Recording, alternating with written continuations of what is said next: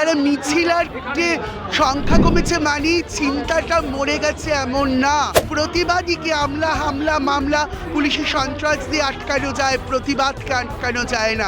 ন্যায় বিচার অবশ্যই হবে, হতেই হবে, কারণ আমরা আস্থাশীল। যদি আর্যিকরের ঘটনায় আমরা দেখেছিলাম প্রত্যেকটা মানুষজনের যেরকমভাবে স্বতঃস্ফূর্তভাবে আমরা আন্দোলন তারা সাড়া দিয়েছিলেন, সেখানে দাঁড়িয়ে আজকের দিনে দাঁড়িয়ে দেখা যাচ্ছে মানুষজনের সংখ্যা কম হচ্ছে।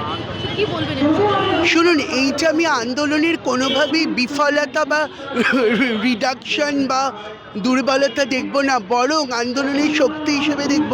কারণ আসলে মিছিল একদিন কমে গেলেও মিছিলে যে কবার মানুষ প্রতিটি দিন নেমেছেন, প্রতিবাদ কিন্তু মিছিল না, প্রতিবাদ একটি চিন্তা, প্রতিবাদের একটি রূপ মিছিল।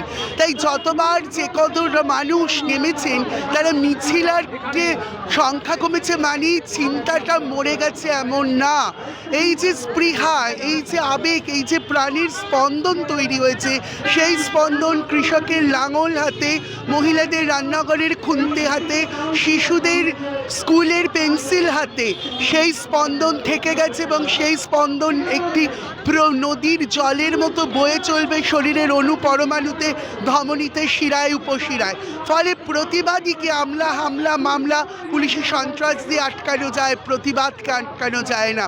তাই প্রতিবাদ চলবে এবং বিভিন্ন আকারে চলবে, কারণ প্রতিবাদীর মনে, প্রতিবাদীর চিন্তার যে স্পন্দন প্রসব হয়েছে, তার যে লেগেসি, তার যে লিনিয়েজ, তার যে ধারাবাহিকতা, তা অদ্ভুতভাবে বয়ে চলবে প্রতিটি মুহূর্তে। তাতে মিছিল কমলো কি বাড়লো সেটা ম্যাটার করে না, ম্যাটার করে সেইটা সে কীভাবে বয়ে চলছে, আপহোল্ড করছে।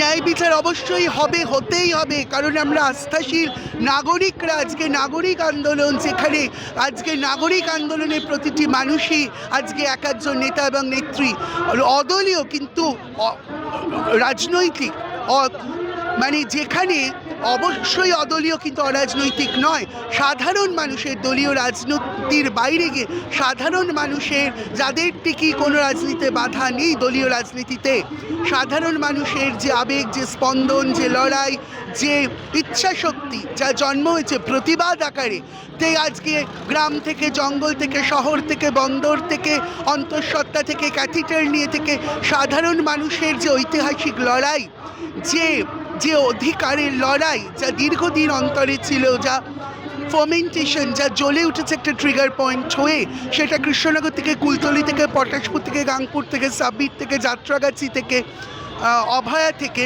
আজকে মানুষ, তাদের সমস্ত শোষিত অবতমিত মানুষের একটি যৌথতা তৈরি হয়েছে। বাংলা হান্টের আরও খবর দেখতে নজর রাখুন। বাংলা খবর মানেই বাংলা হান্ট।